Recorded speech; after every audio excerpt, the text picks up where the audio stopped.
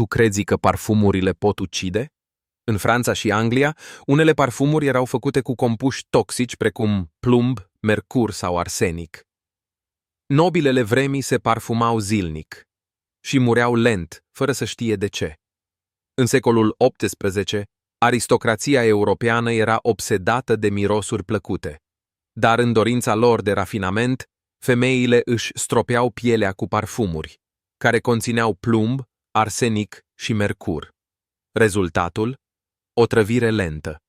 Femeile începeau să piardă părul, să le apară iritații și, în cele din urmă, să moară. Nimeni nu înțelegea cauza. Medicul nu dădea vina pe parfum. Era moda vremii. Frumusețea devenise un pericol.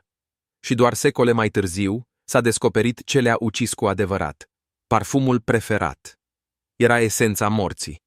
Urmărește-ne pentru mai multe mistere ale trecutului.